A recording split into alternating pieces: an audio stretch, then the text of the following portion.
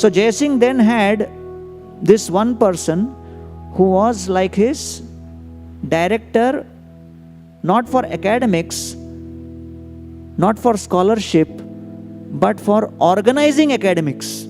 And that is what Krishna Dev became, like an employee. And he was the one who was having dialogue with all these multiple scholars, trying to bring out the essence, presenting the different concerns, going out to other kingdoms to try to also convince other Vaishnava kings.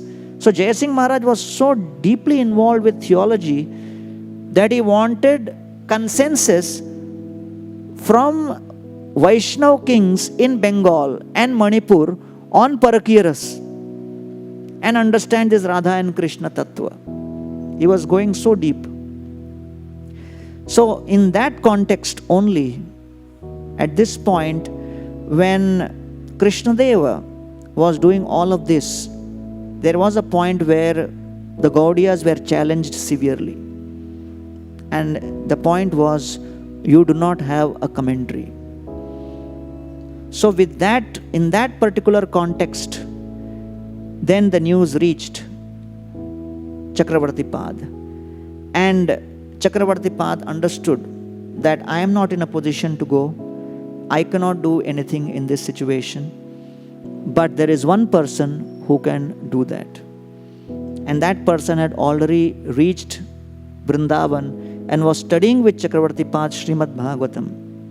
And that was Sri Baladev Vidyabhushan, who was born in Balasore near Remuna. And our Mukunda Chaitanya Prabhu has also made a nice temple for Sri Baladev Vidyabhushan. And also Sridhar Swami. They were all personalities from that place. And he studied for an extensive period of time in Mysore under Madhva Sampradaya. So this is the interesting thing, that Baladev Vidyabhushan's background was in studying Madhvacharya's philosophy in great detail.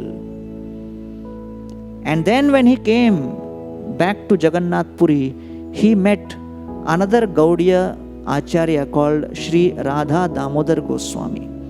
And there he got influenced by Gaudiya philosophy. So the question being raised about the Gaudiya Sampradaya in Jaipur was, they are not affiliated to any of the Sampradayas. So how that affiliation of the Gaudiya Sampradaya is with the Madhva Sampradaya? That was proved by the powerful presence and the background of Baladev Vidyabhushan. So he played a major role at that particular point in time. So there is a verse which glorifies Sri Baladev Vidyabhushan. So you can repeat after me. Govinda Deva Dayitam Paramartha Purnam Vidvatsu Aho Jayapure Jaya Bhushitam Vai Nyaya Shruti Smriti Vivada Samordhva Hinam Vedantarikta Baladeva Yatim Namami. So, Baladeva Yatim Namami, I offer my obeisances to the great sage Baladev Vidyabhushan, who was Govinda Deva Daitam, very dear to Lord Govinda Dev.